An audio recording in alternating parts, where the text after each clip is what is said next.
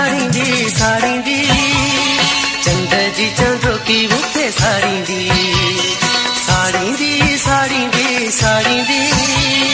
चंद जी चांदो की मुखे साड़ींदी सारी रात जला जागा तुझे गान लुछा फटका मारींदी यहे दी जुदाई मुखे मारींदी साड़ींदी चंद जी चांदो की मुखे साड़ींदी जिया जिया चोॾींहं जी रात चढ़े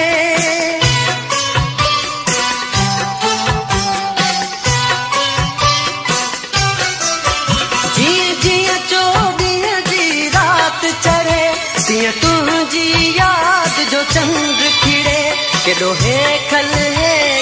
आजीवन अखियुनि मां गोरनि जो मींहुं गड़े जिया जिया चोॾींहं जी रात चढ़े तीअं तुंहिंजी याद जो चंद खिड़े केॾो हे खल आजीवन अखियुनि मां गोरनि जो मींहुं गड़े हीअ रात मिठा मूंखे तोखां सिवा पल पल पे तड़पाईंदी साड़ींदी चंद जी चांदो की मुखे साड़ींदी मारींदी यहे दी जुदाई मुखे मारींदी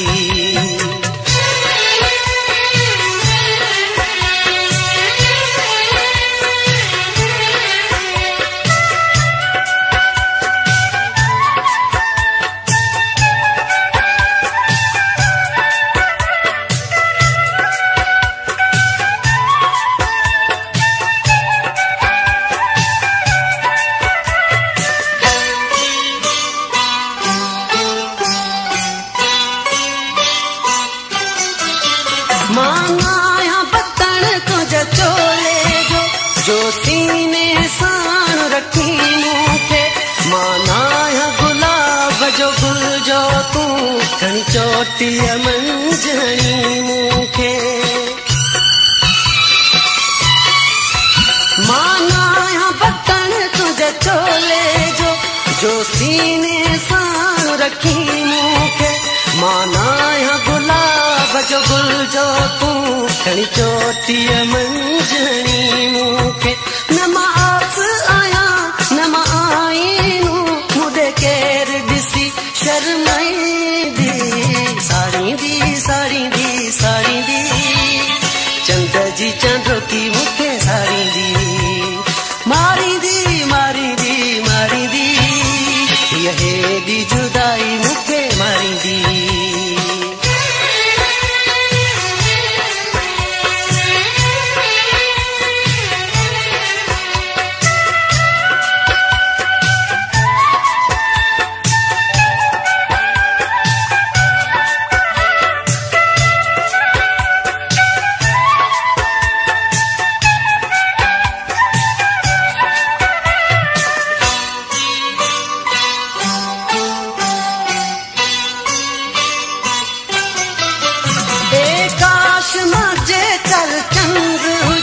तुझे अखड़ियुनि मां उभरा मुंहिंजा चप चांदो की बणिजी पवन तुझे अंग अंग खे मां छुहां चुमा काश मां जेकर चंद्र हुजां तुझे अखड़ियुनि मां उभरा मुंहिंजा चप चांदो की बणिजी पवन तुझे अंग अंग खे मां छुहां चुमा तूं निंड करी मां छाव कयां ईअं दिलि आहे चाहींदी साड़ींदी चंद जी चांदो की मुखे साड़ींदी मारींदी यहे दी जुदाई मुखे मारींदी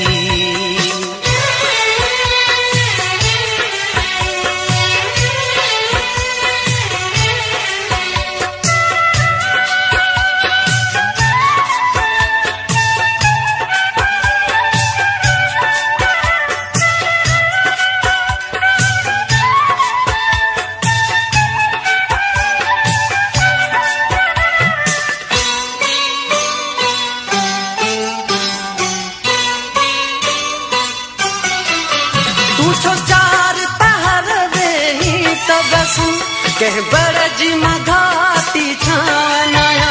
मानो बरजी नया रात में था माँ जून जिन टहर उस आया तू छो चार पहर दे ही तबसू कह बरजी मघाती छावनाया मानो बरजी नया रात में था माँ जून जिन टहर उस आया नमा सोपो नहीं सपनों आया मुखे केर नेड़न में लिखाई दी साड़ी दी साड़ी दी साड़ी दी चंद्र जी चंद्र की मुखे साड़ी दी मारी दी मारी दी मारी दी यही दी जुदाई मुखे मारी दी साड़ी दी साड़ी दी साड़ी दी चंद्र जी चंद्र की मुखे साड़ी दी मारी दी मारी दी मारी दी यही दी जुदाई